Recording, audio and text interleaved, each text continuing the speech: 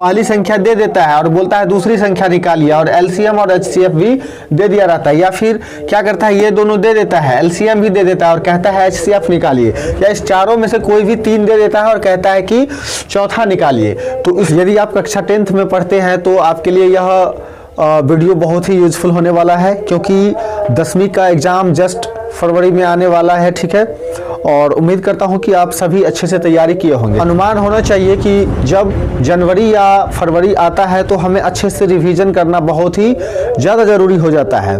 तो मैं उम्मीद करता हूं यदि आप मेरे चैनल के साथ जुड़े रहेंगे तो आपका मैथ, एनसीईआरटी गणित हो या आरएस अग्रवाल या जो भी हो, 100% आपको जो है सो फॉर्मूला यानी सूत्र और ऑब्जेक्टिव क्वेश्चन का सॉल्यूशन आपको यहाँ मिल जाएगा, ठीक है। तो उम्मीद करता हूँ कि आप शायद आपको यह वीडियो यूजफुल हो सके। देखिए, आज हम लोग पढ़ने वाले हैं एनसीईआरटी गणित, जो क्लास 10th का ही है, ठीक है।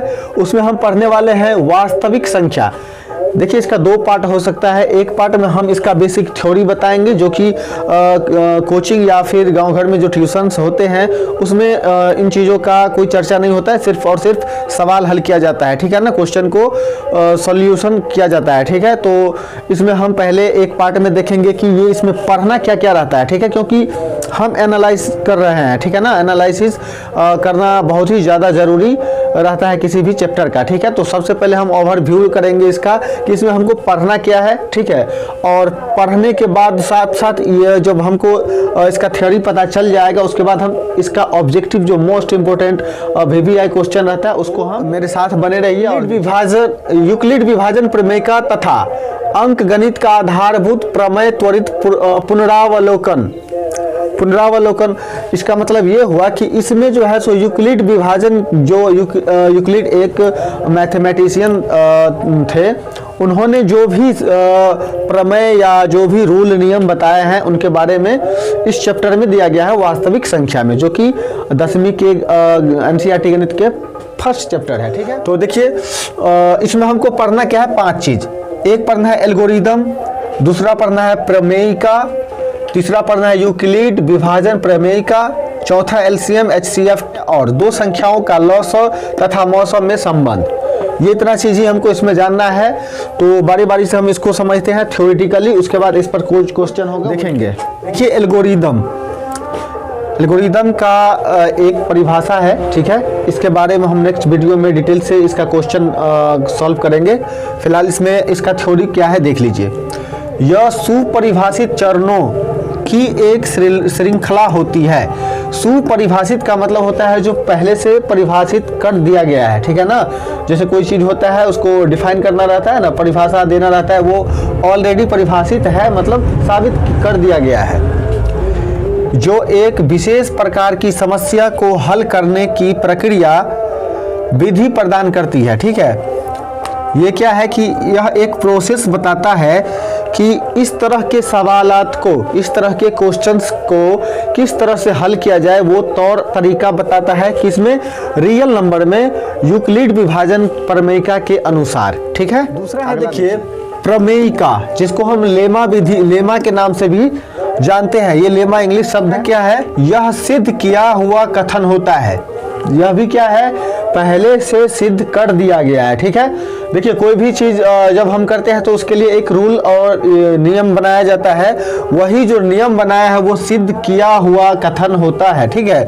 और इसे एक अन्य कथन को सिद्ध करने में प्रयोग करते हैं, ठीक है। जैसे मान लीजिए कि 2 और 2 बराबर 4 होता है, तो ये पहले से हम लोगों को बचपन से या फिर वर्ल्ड लेवल का सिद्धिकरण इसको प्राप्त है कि 2 और 2 4 ही होता है, ठीक है। तो इस आधार पर हम 3 और 3 6 को जानते हैं, ठीक है।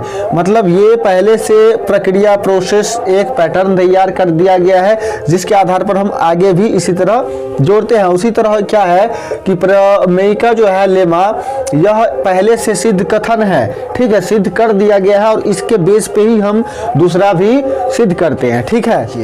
यूक्लिड विभाजन प्रमेयिका, यूक्लिड्स डिवीजन लेमा। डिवीजन मतलब होता है भाग, हम लोग पहले से जानते हैं बचपन से, और लेमा यही जो यूक्लिड का रूल है उसको ही यूक्लिड डिवीजन लेमा कहा जाता है, ठीक है, जिसको हिंदी में यूक्लिड विभाजन प्रमेयिका कहा जाता है, ठीक है। लेमा मीन्स प्रमेयिका, डिवीजन मीन्स विभाजन यानी भाग, और यूक्लिड्स नेम है, ठीक है।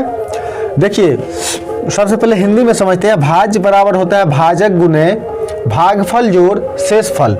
तो इंग्लिश में भाज्य को ए से सूचित किया गया है, भाजक को बी से, भागफल को क्यू से और शेषफल को आर से, ठीक है। तो हम बोल सकते हैं ए बराबर बी क्यू प्लस आर, ठीक है, जहाँ क्या है कि b से छोटा r है। b क्या है यहाँ हमारे पास, देखिए b है भाजक, यानी भाजक से छोटा शेषफल होता है, ठीक है। और शेषफल से छोटा क्या होगा, 0, ठीक है ना।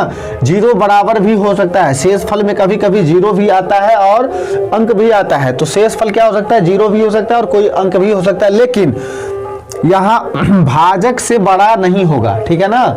जैसे एक एग्जाम्पल के तौर पे हम लेते हैं, देखिए जैसे मान लीजिए 2 से हम 3 में भाग दे देते हैं तो 1 बचा। तो देखिए यहाँ ये हमारा क्या है, a है, b है, q है और ये r है, जो कि इसको हम यहाँ नहीं समझना चाह रहे हैं, हमको आगे क्वेश्चन में समझ में आ जाएगा, ठीक है। तो देखिए ये जो r है, ये r है हमेशा क्या है, b से छोटा है। ये b है 3 है और ये r इतना है, यानी 2 का अंतर है, ठीक है। लेकिन ये क्या है, r 0 के बराबर भी हो सकता है। मान लीजिए यहाँ 2 से हम भाग अगर 4 में दे तो 2 दूनी 4 हो जाएगा, ठीक है। तो ये कट रहा है यानी 0 हो रहा है। तो ये a b q और r, ठीक है। तो यहाँ देखिए r जो है सो 0 हो सकता है, लेकिन b के बराबर या b से बड़ा नहीं हो सकता है, ठीक है ना। b देखिए 4 है, 4 के बराबर कभी नहीं होगा, ठीक है ना, और ना उससे बड़ा हो सकता है। लेकिन ये क्या है, r के बराबर क्या हो सकता है, 0 हो सकता है या फिर 0 के बराबर r शेषफल के बराबर हो सकता है, ठीक है। उसके बाद क्या है, चौथा था हमारा एलसीएम और एचसीएफ, जिसको हम लोग हिंदी में बोलते हैं लॉसो और मौसो, यानी लघुत्तम समावर्तक और महत्तम समावर्तक, और इसको इंग्लिश में बोलते हैं लोएस्ट कॉमन फैक्टर, ठीक है ना, सॉरी लोएस्ट कॉमन मल्टीपल, और इसको बोलते हैं हाईएस्ट कॉमन फैक्टर, ठीक है, जो हम लोग बचपन से सीखते हैं। लेकिन फिर भी 10th के फर्स्ट चैप्टर यानी कि रियल नंबर में बहुत सारा इस पे क्वेश्चंस आते हैं, ठीक है, जिसको हमें समझना ही पड़ेगा। अगर नहीं समझते हैं तो हमारा कम से कम 5 नंबर का नुकसान हो जाएगा, ठीक है। तो जब हम बचपन से इस चीज़ों को सीखते आ रहे हैं तो इसको क्यों नहीं पढ़ेंगे, ठीक है। आगे भी देखिए, एक दो संख्याओं के मौसो तथा लौसो में संबंध ज्ञात करें। इस तरह का क्वेश्चन आता है और बहुत सारा क्वेश्चन इस पे आता है।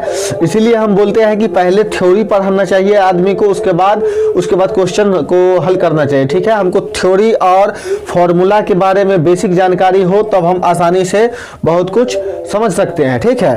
तो इसमें क्या है कि पहली संख्या को a से सूचित किया जाता है और दूसरी संख्या b से, और एलसीएम और एचसीएफ वही लघुत्तम समावर्तक महत्तम समावर्तक होता है, ठीक है।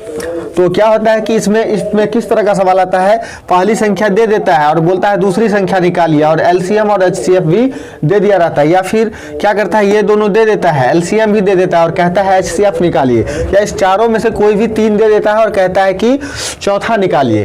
तो इसको निकालने के लिए हमको ये सूत्र पता होना चाहिए। और याद रखिए कि वास्तविक संख्या जो है गणित का पहला चैप्टर, उसमें सिर्फ और सिर्फ एक यही फॉर्मूला आता है, ठीक है, जिसे हम यदि समझ जाते हैं तो एलसीएम एचसीएफ तो बचपन से याद रहता ही है, सीखे हुए रहते हैं। लेकिन यहाँ क्या है कि इसको थोड़ा स्टैंडर्ड लेवल पर समझाया गया है। स्टैंडर्ड लेवल पर ये जो यूक्लिड विभाजन प्रमेय है, इसके बेस पर कुछ इसका अलग लेवल दिया गया है, ठीक है। तो उम्मीद करता हूँ आपके लिए ये वीडियो यूजफुल रहा होगा, और मैं उम्मीद करता हूँ कि आप यदि इस वीडियो को पूरा देखे होंगे तो अगले वीडियो में जो भी ऑब्जेक्टिव्स होंगे वो आपके लिए मोस्ट इम्पोर्टेंट होगा, ठीक है। तो इसीलिए मैं आपसे यही उम्मीद करता हूं कि आप सबसे पहले क्योंकि रिवीजन टाइम चल रहा है, तो 10वीं का जो मैथ है वो रिवीजन अगर आप करना चाह रहे हैं या अपने फ्रेंड को करवाना चाह रहे हैं तो इस चैनल पे आ जाइए। सब्सक्राइब जरूरी नहीं है कीजिए, वीडियो आप देखिए, आपको अगर यूजफुल लगे तब सब्सक्राइब करना है, ठीक है। और इस तरह से पहले थ्योरी पढ़िए, उसके बाद फॉर्मूला पढ़ेंगे और ऑब्जेक्टिव क्वेश्चन को हल करेंगे।